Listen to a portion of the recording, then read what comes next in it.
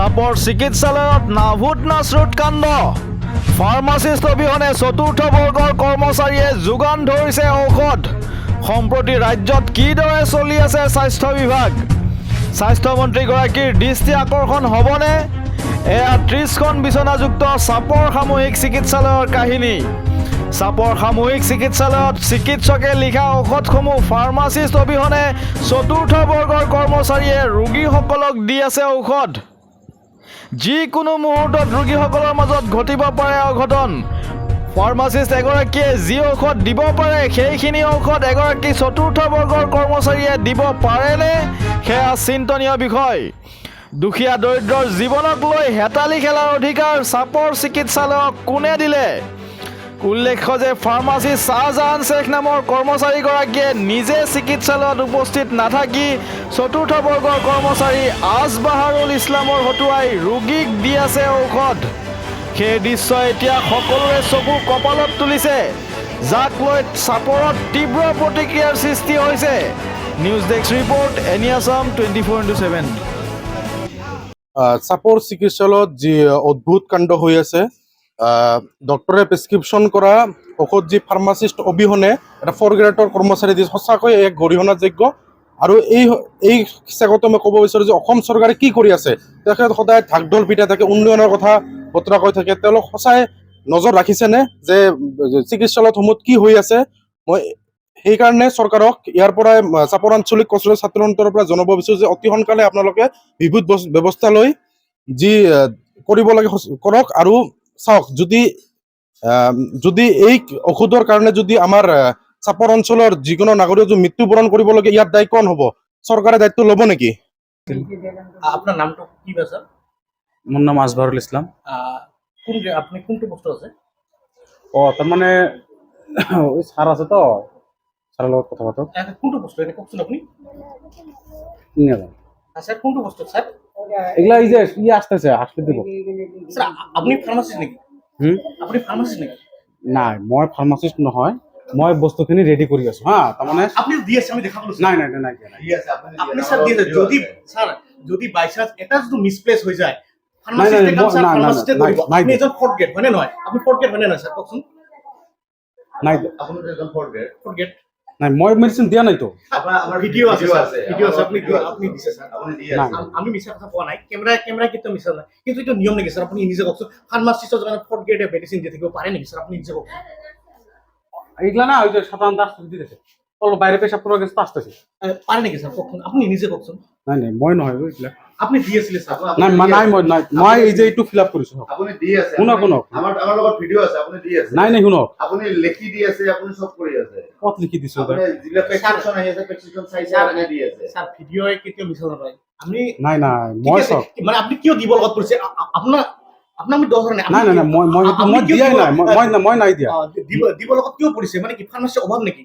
ছুটি ফাৰ্মাসি ছুটি আছে নাই নাই মই নাই দিয়া তো দাদাই মানে পেশাব কৰিব গৈছে মোক কৈছে কয় বস্তু হেলি কৰি দে কোন দাদা স্যাৰ শাহজাহান দা ক'ত আছে তাৰমানে সিহঁতে তাৰমানে ইয়াৰ পেশাব কৰিব গৈছে সিফালে গ'ল নেকি অলপ আৰু মই সেইটো লিখি আছো আমি 1 ঘণ্টাৰ পৰা ইয়াত আছো কিন্তু তাকতো দেখা নাপালো আমি হা 1 ঘণ্টাৰ পৰা ইয়াত আছো আমি দেখা নাপালো আছে তেখেতক দেখা নাপালো স্যাৰ এতিয়া ক'ত বা গ'ল পেশাব কৰিব গৈছে মইতো দিয়া নাই মই এইটো লিখি আছো ভিডিও আছে আপুনি মিছা কথা কিয় বাৰে নাই সব এইটো সব কিন্তু আমি দিছো ঠিক আছে ৰোগীৰ লগত হেতালি খেলি আছে জীৱনক লৈ হেতালি খেলি আছে কি বাইচেন্স যদি কিবা এটা হৈ যায় নাই মই দিয়া নাই তো ভিডিও কেতিয়া মিছা কথা নকয় ভিডিও আছে আপুনি পুৰা থ্যাংক ইউ আপনি আপোনাৰ কামখিনি কৰি যাওক মই কিয় কাম কৰিম কিন্তু এইটো অনুচিত মই জাস্ট এজন ফাৰ্মাসিষ্ট অবিহনে ফৰগেট ঔষধ দিব নোৱাৰে নাই মই দিয়া নাই তো মই জাস্ট আপোনাৰ পোষ্টটো কি এই কি এটা চাওক মই স্যাৰ আপোনাৰ পোষ্ট কথা কওক নাই নাই মই ইয়াতে চাওক আপোনাৰ পোষ্ট ৰ'ব মই আপোনাৰ পোষ্টটো কি পোষ্টৰ কথা ক'লে মই এমটিএছ পৰিচয়টো দাঙি ধৰিব মই শাহজাহান শেখ চাপৰ বিপিএসসি ফাৰ্মাচিষ্ট এনআৰএছএমৰ ফালৰ পৰা কৰি আছো আপোনাৰ দায়িত্ব এজন ফৰগেটে কৰি আছে হয় জ্ঞাত নিশ্চয় হয় আজি মানে মই যেহেতু ব্লক ফাৰ্মাচিষ্ট মোৰ মানে ইয়াতে 3টা পোষ্ট থাকে একচুৱেলি পিএসসি এটা সিএসসি এটা আৰু বিপিএসসিৰ এগেইনষ্টত এটা পিএসসি আৰু সিএসসি দুটাই বৰ্তমান খালী হৈ আছে এজন বেমাৰত হাৰ্ট এটাক হৈ আছে আৰু এজন ৰিটায়াৰ হৈছে 6 মাহ হ'ল এই 350-400 পেচেণ্ট হয় পাৰ ডে মানে মোৰ ৱৰ্কলোড এনেকৈ বাঢ়িছে মই বাহিৰত ফিল্ডত একো যাব নোৱাৰা হৈছোঁ চাৰিওফালে মোৰ হেম্পাৰ হৈছে মানে তো আজি বুধবাৰ এই ল'ৰাজনক মই কৈ গৈছোঁ মই বহলগুৰিতে এছডিত কি নাম ল'ৰাজনৰ এই আজবাহাৰুল বুলি 4 গ্ৰেড ছাৰে হেল্প কৰিব দিছে মোক, সি মোক ঔষধ কাটি দিয়ে। কি নাম ভালকে কওক। আজবাহারুল ইছলাম, আৰু তেওঁ কি কোনটো পোষ্টত? এনে আমাৰ গ্ৰেড 4 পোষ্টত আছে। সি মোক হেল্প কৰে, কেতিয়াবা ঔষধ আনি দিয়ে, কাটি দিয়ে, তাক থৈ কেতিয়াবা মই পেচাব কৰিব যাওঁ, পানী খাব যাওঁ, এইখিনি মোক হেল্প কৰে মানে। আজি কি হৈছে? আজি হ'ল মানে মই ৰাতিপুৱা তাক ফোন কৰিলোঁ যে ভাইটি মই বহলপুৰ অলপ কাম আছে, তাতে মই ফাৰ্মাচিষ্টক লগ কৰি তাতে যাম, তুমি অলপ ৰেডি কৰা ডিছপেঞ্চিংটো। মোৰ আহোঁতে 12টামান বাজিল।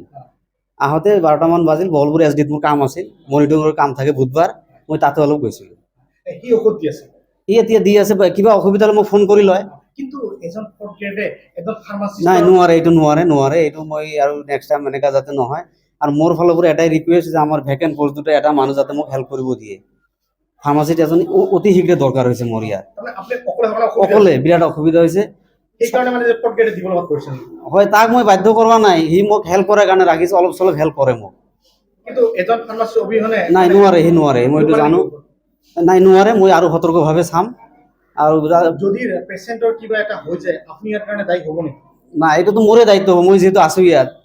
কিন্তু ছাৰে মোক কৈছিলে যে তাক অলপ শিকাই ল'বা, অলপ চলপ হেল্প কৰিব তোমাক, পানী খাব গ'লে, পেচাব কৰিব গ'লে এজন মানুহতো লাগে তাত কি হ'ব গ'লে। এজন ফাৰ্মাচিষ্ট অবিহনে নোৱাৰে নহয়। নাই নোৱাৰে, লাগিব, ফাৰ্মাচিষ্ট ইমিডিয়েট লাগে। আৰু মই কৈছোঁ যে আমাৰ যিজন মানুহ ছুটিত আছে, কি অৱস্থাত আছে মই এতিয়া ফোনো কৰা নাই। আৰু এজন মানুহ ৰিটায়াৰ হৈছে, তাৰ এগেইনষ্টত মানুহ নিদিলে, অতি শীঘ্ৰে এজন ফাৰ্মাচিষ্ট লাগে ভালকৈ পাব্লিকক ছাৰ্ভিচ দিয়াৰ কাৰণে। আৰু যে ইয়াৰ যাতে কোনো পাব্লিকে চাফাৰ নকৰে, ভুল ভ্ৰান্তি নহয়, মই আৰু মনোযোগ দি কাম কৰিম লাগিলে। এইটো